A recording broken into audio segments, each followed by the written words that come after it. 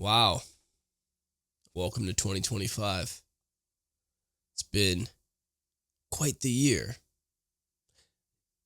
Haven't made a podcast in a while, haven't released one in a while, and just been sitting with a lot. The end of 2024 culminated basically into the disintegration of what was remaining of my former life.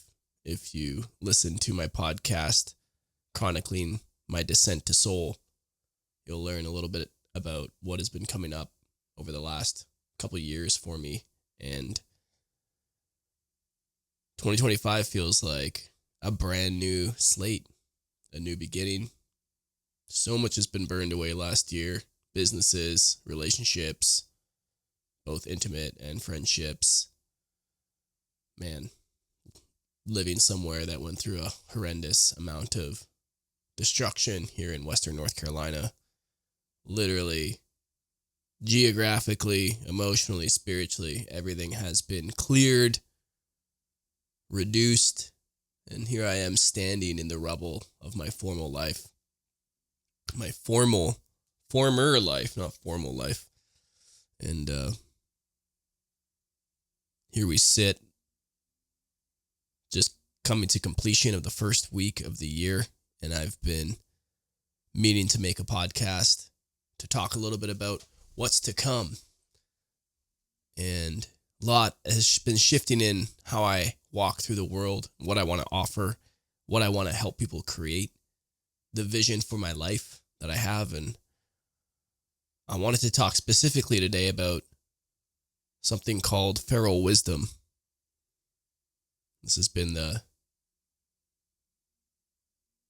genesis of what I've been creating lately in the world. This idea of tapping into this part of ourselves, this feral wisdom. And so I want to talk a little bit today about that and what I'm creating in the future and how you might get involved, how you might join me in this journey. A lot of you know me as a man who has created a lot of work in the world, content, writing, workshops, retreats, programs in the men's space. I came up learning from a man named John Wineland from the kind of David Data lineage. And that was what I really focused the majority of my energy on for the last 5 or 6 years. I started working with John in 2018. I started going professional with it myself around 2020. And that's been taking up the majority of my time. And then I was part of an organization some of you may know, be familiar with, called 13 Pines, who I completed with at the end of this year after a bit of a shocking dissolution of our relationship. Caught me by surprise. Not here to process that. I have a lot of questions that have still gone unanswered, a lot of conversations to be had, so this podcast is not the space for that. But what all of that has culminated into is a pretty big shift in the way that I am approaching life and my work and the future, which leaves questions for a lot of unknowns. When you build something, when you put your heart and soul into something and you think it's going to be a part of your life for the rest of your life and you get rug swept, it leaves a lot of questions. And that has happened to me a few times in the last year. Just these kind of big rug sweeps. And wow, life can be so humbling sometimes. And I'm so grateful for many of these opportunities I've had, all these projects and endeavors that I've been able to invest my time and energy in. And life is asking me for more. And I knew it too in my heart over these last 6 or 7 months. And like I said, if you've listened to my previous podcast, you have an idea. There's a bit of a shift going on. And so I've been writing more. I've been feeling very inspired over the last couple months. I've been creating a lot more. And now that I've freed up a lot more energy around not being in this kind of men's work space, which is great work. It's important work in the world. And it's also incomplete work, in my opinion. It's one aspect of something much grander, something much bigger. And one of my gripes with that industry and that way of being is it's highly impractical sometimes and quite superficial. And there's huge swaths of territory, soul level, spiritual, and just embodied territory that isn't covered and that can't be covered in the scope of that work. And if you look at a lot of the men that really started what you might call the men's work movement in the past, they came to the same conclusion. You look at men like James Hillman or Michael Meade, they distanced themselves from that work eventually in their age as they got older because they realized that it wasn't comprehensive and it was leaving a lot off the table and not really addressing some of the more potent and maybe some of the more deeply rooted questions that need to be asked. And so, all that being said, if you're here and you're hanging out with me, thank you. Thanks for making it this far and watching the evolution of my journey. I have a good friend and he messaged me a few months ago and said, Evan, you've changed more times than I have. And you keep changing, you keep shifting, you keep transforming. Your work keeps shifting. The angle, the conversations you're having. Yeah, I would hope so. I would hope that I didn't find one thing and then beat that drum for the rest of my life. That would be sad. That would mean I wasn't growing anymore. That means that I'm too entrenched in some belief or some thought or some lineage, right? Some wisdom that usually didn't come from me that I just regurgitate, right? Or that I've completed in my learning and my leadership and my development. That's what that level of stagnancy or getting locked into one ideology or thought for the rest of your life creates. There's a stagnancy. There's a lack of real altitude on your life or life in general, a lack of nuance, a lack of perspective. So yes, I am changing. My work is evolving. It always will be as I evolve, and I wouldn't want it any other way, right? And I think that's what a good creator and visionary really does in their life. So if that resonates with you, if you feel like, man, a lot of the things that I believed a year or 6 months ago or 5 years ago or whenever, I don't really believe anymore. Good. Means you're growing. And I would be highly suspect of people that see the world in one way, that have been talking about the same thing for 10 years, and haven't really shifted their perspective on it, because it means they're usually missing a piece of the puzzle, right? Even if it's brought them a lot of success, usually means they're missing something. And that was part of the reason why like I said, I had to leave kind of this men's workspace. Really, I got squeezed out of it, but all for the better, because there's big components missing there. So where does that leave me? Well, I started writing again, and I had been thinking about it. How do I want to serve people? Or like, what's the most important thing that I could speak to? What needs to move through me right now at this point in my life? And I kept getting this piece around something that I named, claimed, whatever, feral wisdom. This phrase, feral wisdom. And perhaps partly inspired by my recent backcountry trip, my second boss course that I did in October. Spent 14 days doing something called the Primitive Living Intensive, where I went out with really just the essentials. There's a group of, I think, 6 or 7 of us, and we spent 5 days just crafting tools out in southern Utah at a base camp.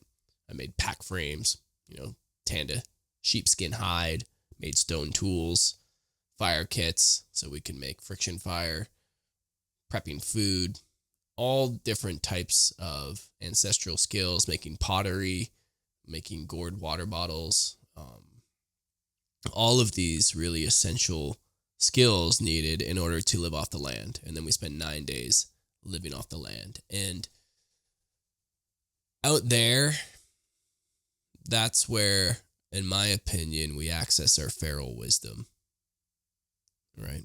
That's where we get in touch with the knowing deep within us that no one else can transmit to us.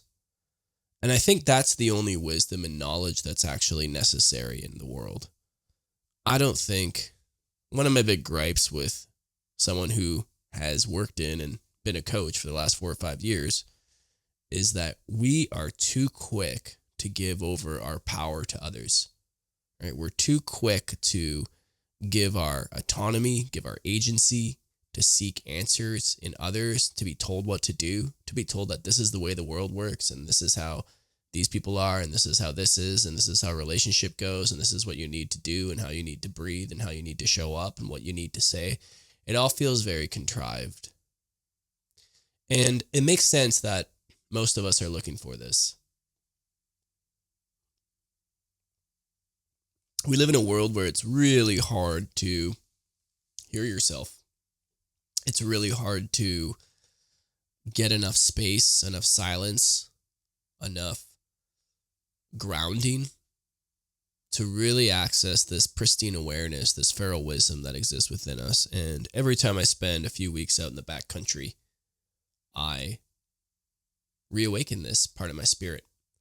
And I think this is something that's just missing culturally. Can we go back in time and live like our hunter-gatherer ancestors? Honestly, I wish. I do wish that I could go back 200,000 years. And people are like, oh, but you wouldn't have the luxuries of life. You would die when you're 35 or whatever it is. No, you wouldn't, first of all. It's just not factual. And second of all, I'd be willing to give up all these luxuries for a life that's that simple. I would be willing to give up the disease, the mental disease, the strife, the constant intoxication of our psyche, the constant stimulation, the constant desire to pull us into addiction, the capitalistic society that we live in. Yeah, I would 100% give all that up and go back 200,000 years, even if I did live till I was 40, because the quality of life is so supreme to how we're living now. Do I think everybody needs to do that? Am I not grateful for Medicare and emergency life-saving services and Netflix and all the art and proliferation of that stuff? Of course I am. And I got a little taste of what it's like, over the last few years. I've spent dozens of days, months of time in the backcountry with basically nothing. And I like it. I prefer it, right? And one of the things that I prefer most about being out there, even though it's hard, is that mental clarity. And you can't receive that. You can't get to that here in the front country. You can't. You can do all the breath work in the world. You can meditate till the fucking cows come home. It's not like it. It's not like it is out there. It isn't. And so what I've noticed is that most of our efforts that are largely in vain in the front country in our modern society and modernity is trying to recreate how we felt, how we lived all the time, a long time ago. And that's fine if it gets us through the day.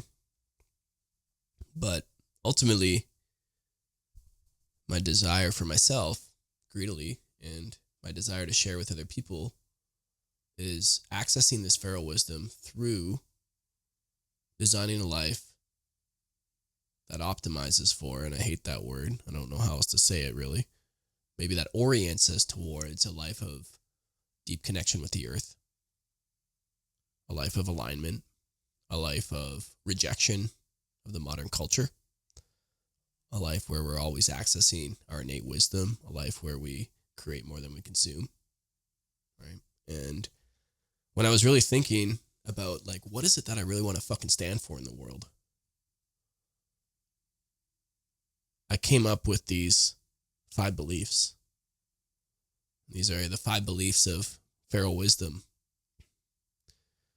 If you're a renegade visionary, if you're a creator, if you're someone who wants to make an impact in the world, if you're someone who wants to step outside the overculture, the normative culture, and do something actually of value, but not only actually of value, and I don't mean value in terms of making a bunch of monetary abundance, though that might happen. I'm talking about something that really matters, something that your ancestors, would be proud of, something that the people who come after you might look back at you 2-3 generations from now and say, I'm so grateful that man existed or that woman existed. If that's the kind of life that you're committed to creating, if you're committed to planting trees that you may never have the pleasure of sitting under one day, then this might apply for you. These beliefs might work for you.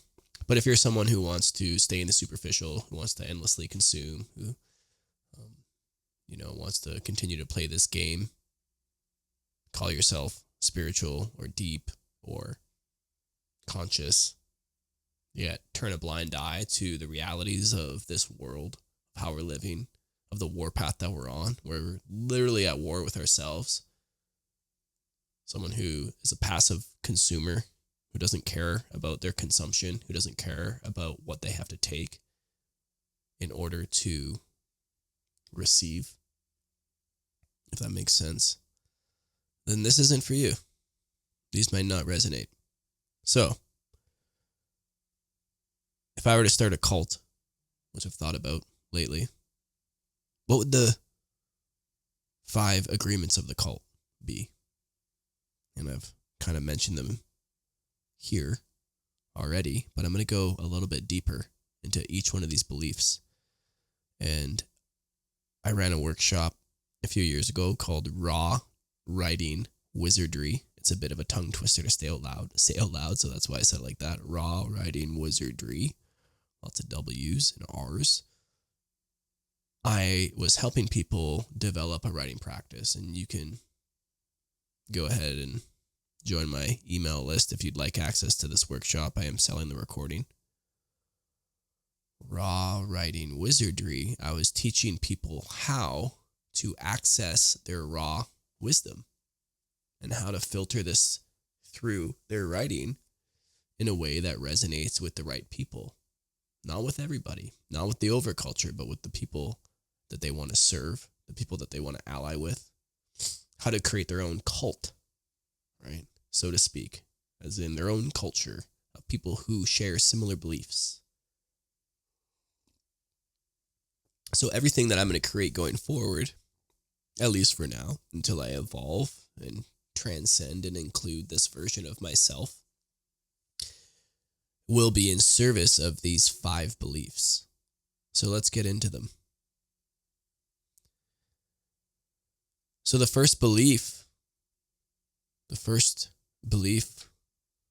of those who belong to the feral wisdom cult is that we believe in deep soul work over surface level success. So I don't believe in a life of superficial accolades if they destroy our connection to soul. One of the things that irritates me most about the industry that I found myself in and the work that I found myself doing in the world is most of it is extremely superficial. Even when people are selling quote unquote deep experiences, they're very lost in the superficial. I have friends who are beautiful facilitators and do really powerful work in the world, but they're incredibly superficial people, and they're extremely disconnected from what I would say their true soul power is. So this doesn't mean just because you do soul work that you have to give up financial abundance or give up making an impact or give up anything that you're doing right now. But what it does require is choosing consciously the harder path. And it's the harder path because to really live from your soul, what I'm learning, and I'm really in the middle of, is it requires your true participation in the world. And what I mean by that is your participation not in society and not in the overculture and not in what you've been raised to do and be and how to learn and what to give and how to behave and what's right and wrong. But it actually requires a deeper listening. It requires you to participate and take responsibility for more than just yourself or your family or your community or the people you serve, but the actual entire ecology, the entire Earth system. Because that's where the animus mundi, that's where the soul resides, the soul of the earth. You have to be tethered to this thing, connected to this thing, in order to really live a life of what I believe is integrity. And I'm certainly not doing that every day. I'm certainly not doing that every week. But I'm making that gesture towards doing something of real significance here. Real significance. Even if it means that I'm not as successful as I could be. Because the truth is I could go down the path that I was going down before, and I'm very good at it. I could do it very well. I could do it at a very high level. I could probably be, people that are talented, like many of you listening or watching this, you have the ability to apply yourself basically in any domain and find success. But that doesn't mean that it's worth putting your energy into. Right? Soul work requires a lot of time, I'm learning, wading through the muck. And if I could maybe consolidate in a few short sentences the experience that I've had in the last few years, it's wading through the muck. And I'm trusting that as I continue to orient myself towards this direction, away from the surface level success, and as actually the surface level success starts to disgust me, my own and in others, this lack of real true depth, this lack of real true connection, just can't tolerate it anymore. It becomes literally intolerable. It becomes more and more intolerable as I wade through the muck, and it's not an easy thing to do. It requires letting a lot go in our lives. It requires letting go all the ideas of who we thought we were, of what we thought we were good at.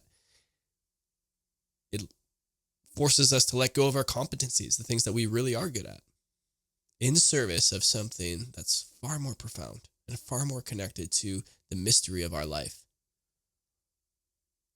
That's why we don't do anything. You stop doing things that destroy our connection to soul. And sometimes it's really hard to let those things go. Sometimes life has to force them out of our hands, like it did to me a few times this past year. I was forced to let go of these things that were actually inhibiting my connection to soul rather than deepening it. So that's belief number one. And if you believe in deep soul work over surface level success, then perhaps you belong here. You can hang out a while. The second belief that's guiding me going forward is a commitment to building a life of radical alignment. What does radical alignment mean? It means that I design my life around my personal rhythms, my personal desires, my personal energetics, rather than trying to force myself into a system that doesn't work for me. I wrote a pretty massive workbook. It's about 71 pages, which I'll drop the links in the description of this below. You can get that. And this workbook that I created was really for myself, and it was all about building deep life systems. In fact, I have a copy here if you're watching this. You can see I printed it off in black and white. Deep Life Design Workbook, right? The subtitle is Create a Deep Life Using Systems That Actually Work. And so I believe the only way that we can honor our tether to soul, that we can actually access our feral wisdom, is to reject outright any type of framework or any type of calendar or any type of structure that doesn't actually honor our way of being. Of course, there's caveats to this. I understand you may have children that need to go to school and you have to work a 9 to 5, etc. Yes, for sure. All of us in some way are chained into the overculture. We all have obligations that we have to attend to that run on this system. I'm not saying that you have to let go of all that completely, because that's not possible. That's unrealistic. But what I am saying is that we need to start putting some conscious thought into how we're spending our time. We have to understand our natural personal rhythms, what times work for us, how to capture our own energy so we can actually do work in the world that matters when it feels right and aligned for us. At least have some consciousness around this. At least start to move your life into more alignment that honors you rather than playing this fucked up game. So many people take advice from people who have a totally different energetic blueprint. So many marketers want to be just like Alex Hormozy, the guy who doesn't talk to his family, the guy who would rather not spend holidays seeing people he loves because he wants to grind for 12 or 14 hours a day, and then convinces people and makes really compelling content that you should do the same. What works for somebody else does not work for you. That's a law. That's not like an option. You have your own level of energy. You have your own desires. You have your own rhythms. And as we continue to try to force ourselves into somebody else's way of being, the more and more out of alignment we become. So that's not what we're here to do. People that want to live and access their feral wisdom, these creatives, these visionaries, these renegades, these agents of cultural change, are committed to building a life of radical alignment. And that does mean stepping out of the system when it's appropriate. It does mean letting go of the work that you do in the world if it doesn't align with you. It does mean leaving relationships. It does mean, maybe constructing a life that opens the possibility to a lot of judgment from others, whether that's how you manage your relationship or the hours that you work or the lack of work or how much time you decide to invest in actually making money versus not, or whatever it is. Like, it could be many, many things, the way you eat. It doesn't really matter, but we're committed.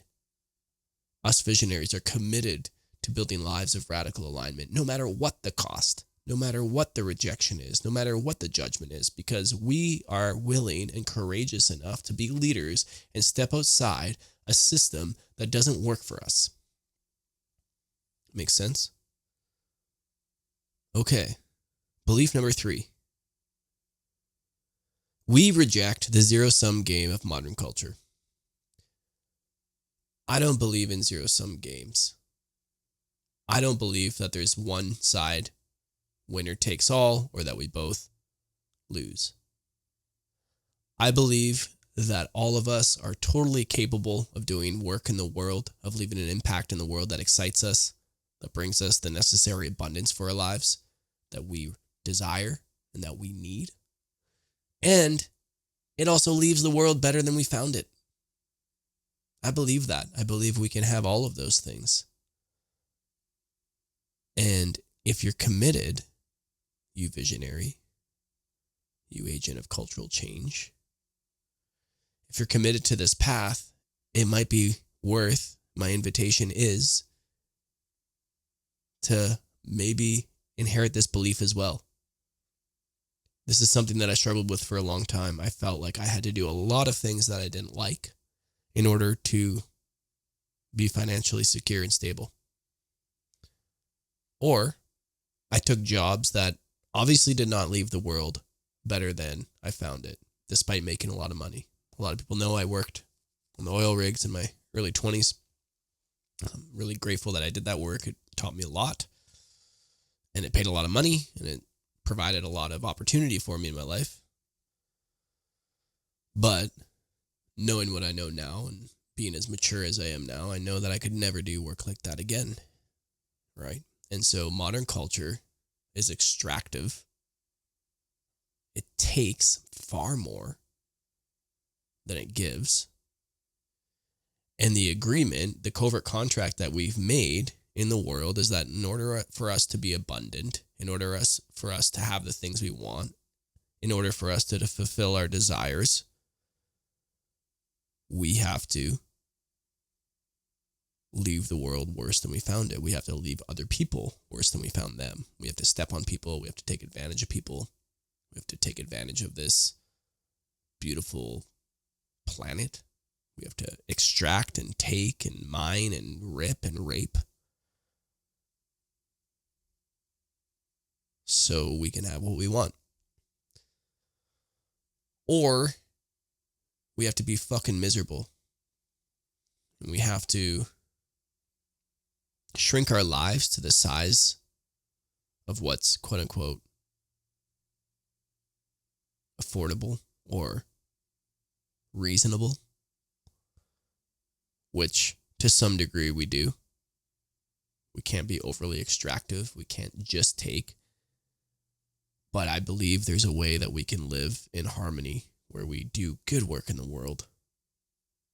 We are allowed and obliged and really encouraged to live abundant lives financially, spiritually, emotionally. And the people who come after us, our children, our grandchildren, our great-grandchildren, are thankful because we left it better than we found it. So that's the third belief. Belief number 4 is that we trust our innate wisdom over the noise of the dominant culture. So no more spiritual bypassing, no more disconnection from our true self. We trust our innate wisdom. It doesn't matter what other people believe, what other people say, what we're supposed to do, how we're supposed to act.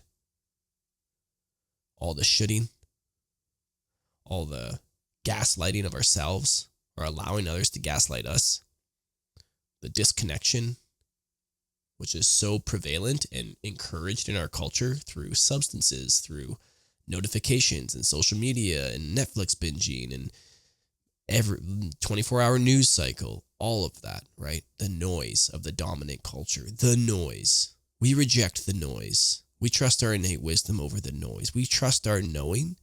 It doesn't matter if 55 news agencies say the exact same thing about injecting us with something that's allegedly life-saving. We trust our innate wisdom over the dominant culture. This one's very clear. We do not bypass our soul. We do not bypass our spirit. We listen deeply within. And we're willing to stand against the noise. We're willing to be the black sheep in the noise of our dominant culture.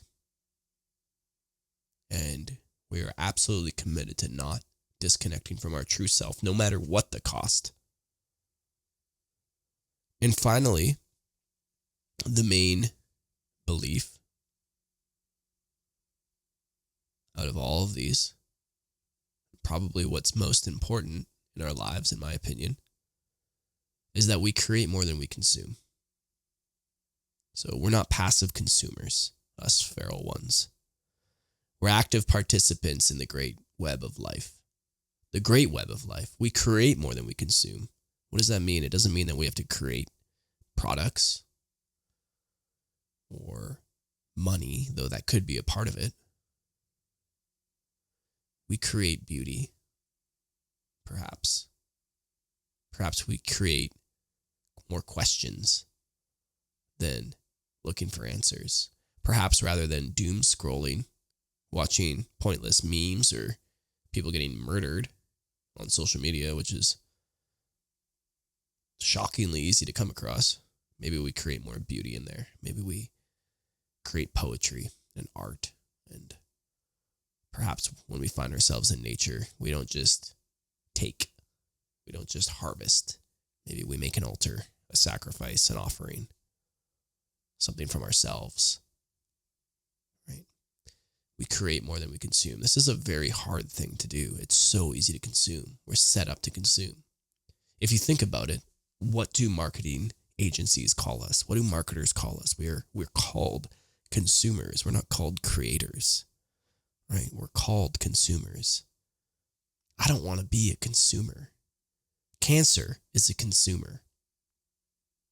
Cancer proliferates, creates only to consume you.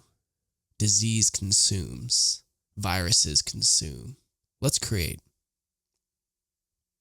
Let's be generators in our lives, in this world. We create to make the world a better place, right? We're active participants in the great web of life. That's what humans are here to do. here to participate. And that's really these 5 beliefs, these 5 ideas for these visionary renegades, these agents of cultural change, those who listen to this, these undomesticated wild ones. All of these beliefs were generated from a personal question to answer. How can I be more than a passive consumer? And how can I truly participate in the world? How can I truly participate in the world? I don't want to be a passive consumer. I want to participate. I don't want to extract, no matter how noble my work seems. Is it extractive? What am I taking in order to enact whatever I'm doing in the world? I'm not saying that I do this perfectly, not even close. This is a journey that I'm on. But my encouragement is to orient your life towards ideals. Someone kind of mocked me, shot back at me weeks ago, saying that I live in ideals, but I've never actually done the thing. I've never done the thing. Of course I haven't. That's the whole point of an ideal. You're living into it every day. And along the way, there's going to be people who aren't in the arena, who aren't marred in sweat and blood, as Theodore Roosevelt said, who are going to try to chop you down, make you look bad, humble you, because you're not living into your quote-unquote ideals. But these people are rarely in the ring, right? And so these are not rules. They're not binary things that I do or don't do. Rather, they're these core truths, these ideals that I am orienting my life towards every day to the best of my ability, and I will fail so many times. But it's nice to have something.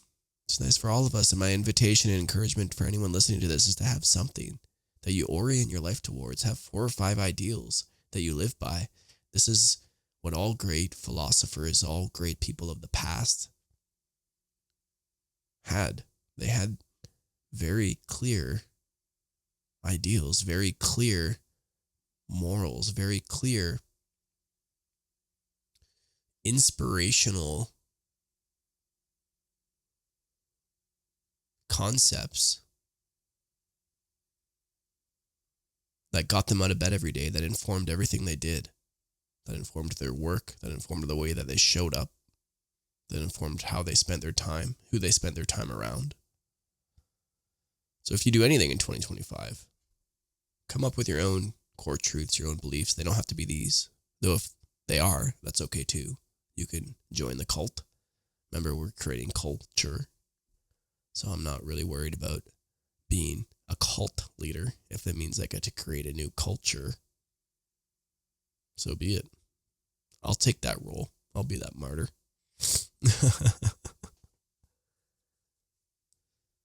Anyway, I hope you enjoyed this conversation. If you want to learn a lot more about this, I have so much going on. I'm creating so much right now. And the best way to find out about what I'm up to is to go to Evan, EVAN, Meyer, MEYER.co. That's co. evanmeyer.co.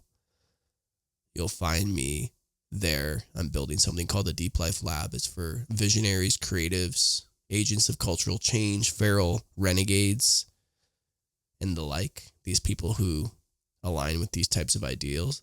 We're building something called the Deep Life Lab. It's a community of people who are here to actually monetize and make a living, giving their raw wisdom into the world, teaching it through workshops, through programs, sharing it online, through media.